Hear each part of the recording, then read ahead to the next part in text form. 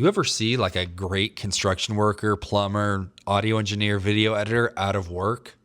So why are so many agency owners struggling and online coaches struggling? If you're not seeing success, maybe it's because you're not that great yet. What's up, everybody, and welcome back to the show. As always, I'm Eric, your host, and you're listening to Clipped. And Clip brings you the tips, resources, and people to help you crush your content goals. And in this episode, I'm going to be talking about the 10,000 hour rule or 10,000 hour concept.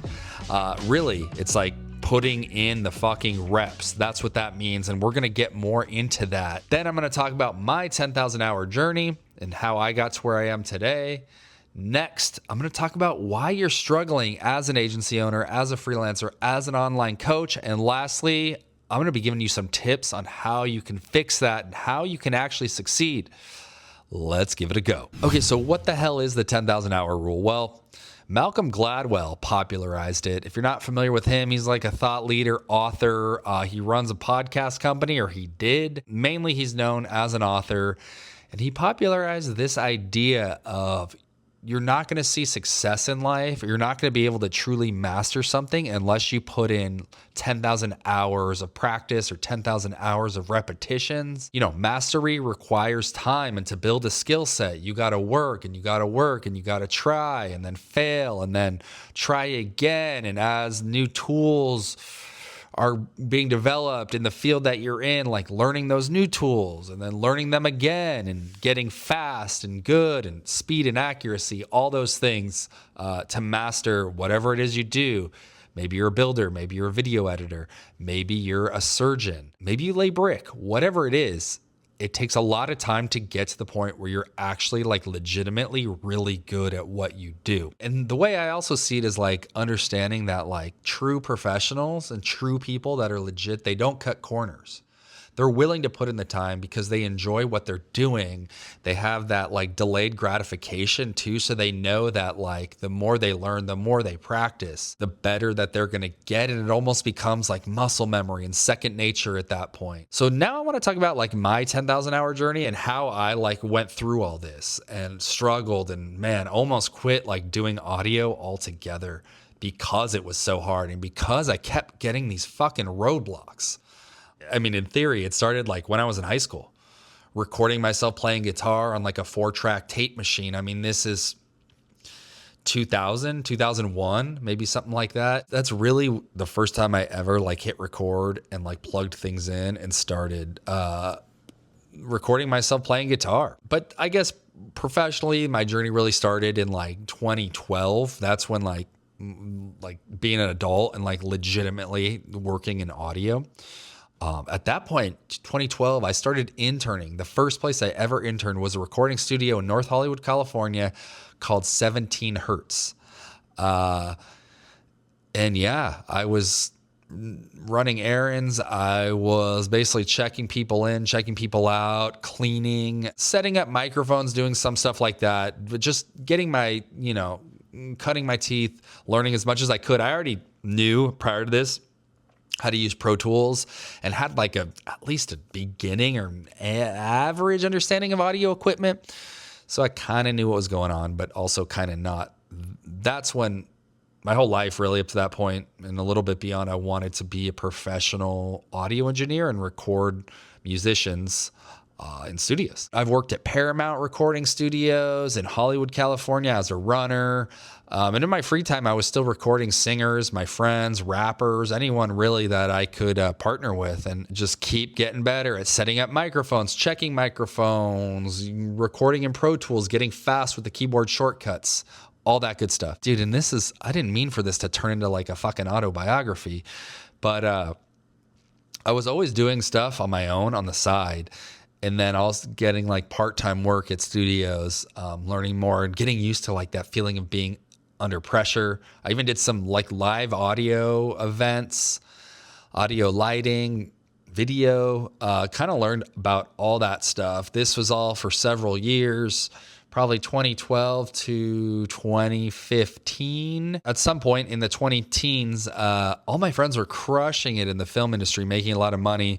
And I was struggling with the music thing to get like legitimate work. So I was like, all right, I'm going to apply at some voiceover studios. I worked at several, like Mark Grau. What's the other one I worked at? DG Entertainment. I worked at the New York Film Academy, dude. And through all these, just learning more, I recorded projects for like Cartoon Network, Comedy Central, CNN, Disney, and like dozens or if not hundreds of ad agencies. This is where I really cut my teeth because it was brutal. Like learning to edit under pressure, kind of getting yelled at. I've been cussed out several times, being told what to do and how fast to do it. And the producers wanting to look good for the clients. And so they kind of changed their whole MO and vibe around those people because they got to look good and they're kind of mean to you. I hated it. I loved it in the beginning and then I started hating it. Needless to say, this is really where I cut my teeth. I learned how to get so fast at Pro Tools. I learned how to edit under pressure, record under pressure. If I fucked up, like kind of talk my way out of it or got comfortable telling like the talent to stop and redo something or pause or like really learning to like master the studio or like the control room, different mixing consoles, different versions of Pro Tools, different Pro Tools templates. Hundreds of recording sessions, maybe thousands even. But this is where I really learned what it was to be an audio engineer and also learning that I hated it because it's kind of like a soulless journey. You're kind of like a monkey pushing buttons and it's not really what I thought. There's really like no creativity in that. It's more just like technical. I was listening to a lot of podcasts, specifically the Adam and Dr. Drew show, because they hosted Loveline when I was a kid.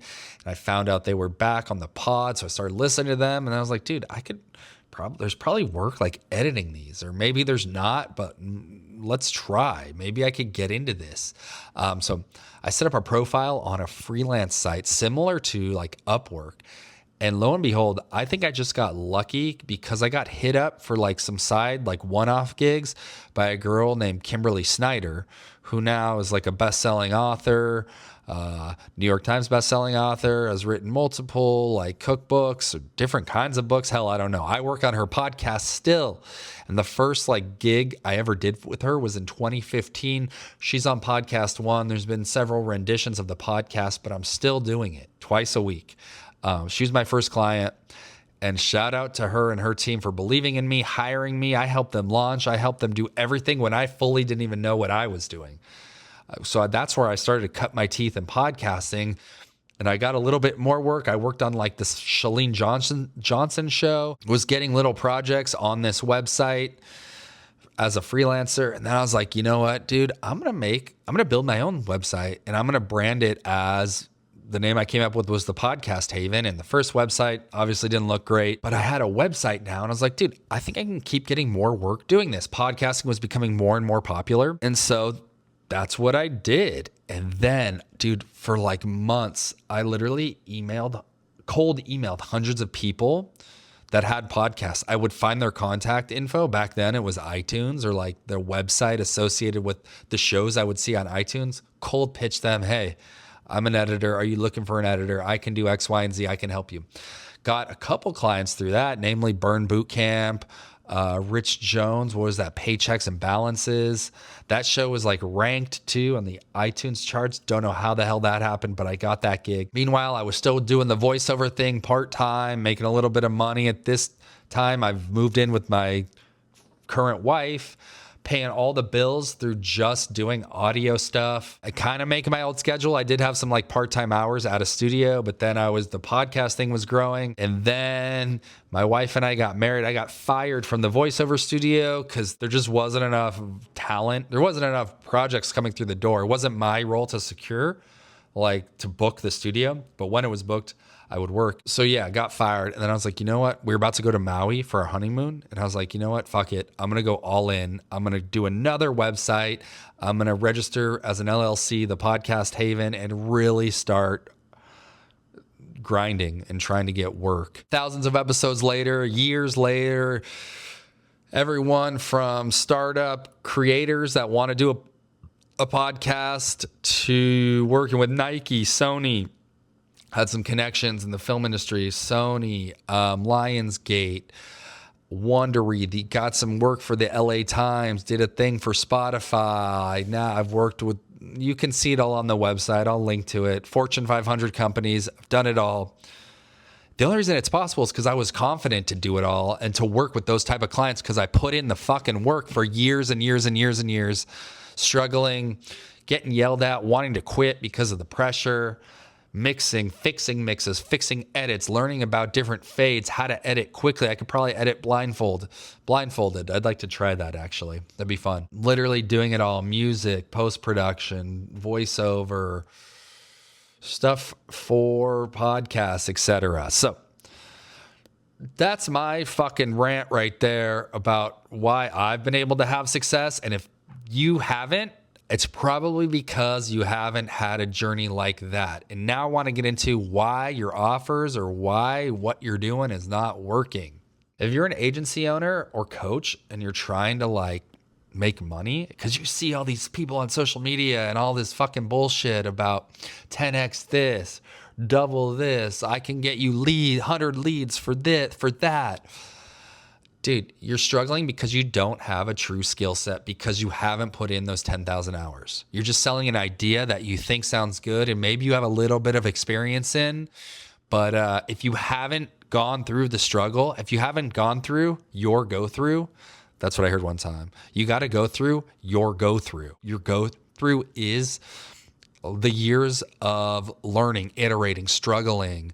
And to be honest, I think it has to be a skill. Dude, maybe you run like a Google Ads agency. These are all like tangible things with like a skill set, with a set of steps that is kind of the same every time. And every project you tackle with a specific like software or a specific set of tools. So if you're like an agency owner, you need to master that. Those tools, that software, those steps over and over and over and over. And coaches, I think the problem is you don't have a true skill. You're just selling like this idea of like, oh, I can help you. And you'll meet with me and we'll talk about it. And I'll probably put like some ideas into ChatGPT of like textbook stuff of how I could help you grow your YouTube, how I can help you grow your podcast. But it's not like a tangible thing. And I think that 10,000 hours, it's like you gotta put that in and master like a skill set. And then if you want to like build an agency and sell that skill, that service, you can do so.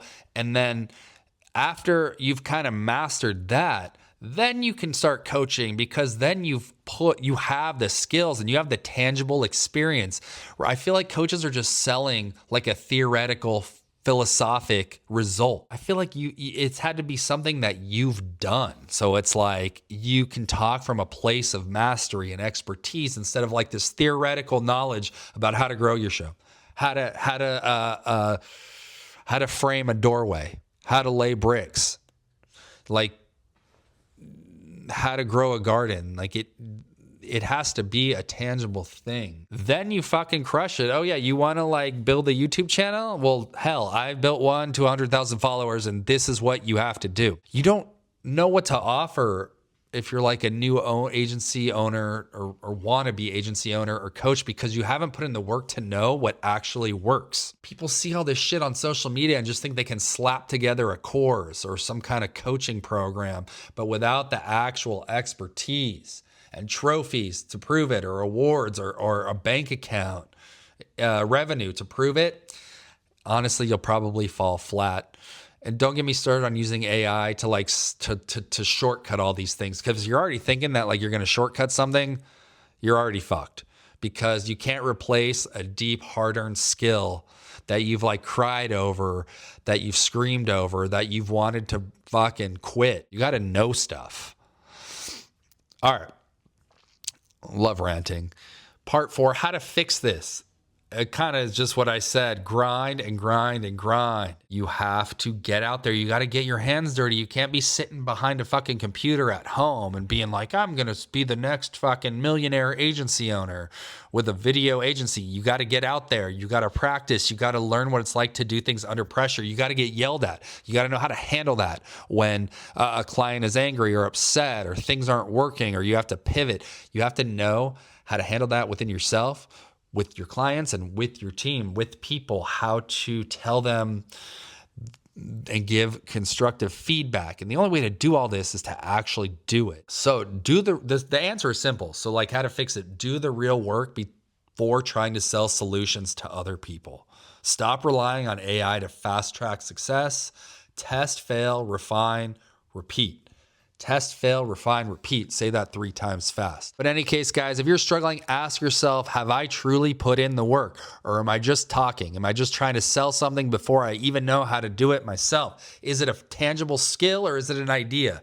Ideas are great, but you need a skill. If this resonated with you, would love to know about it. Leave a review, leave a comment on Spotify, leave a review on Apple, give me a rating. I'm really trying to get more ratings and reviews for the show. I haven't really pushed that, but if this resonated with you, would love to hear about it. On Spotify, you can leave comments. On Apple, rate and review, whatever platform you're on. Let's party. Let's talk about it. Keep listening, keep engaging, keep creating. I'm out.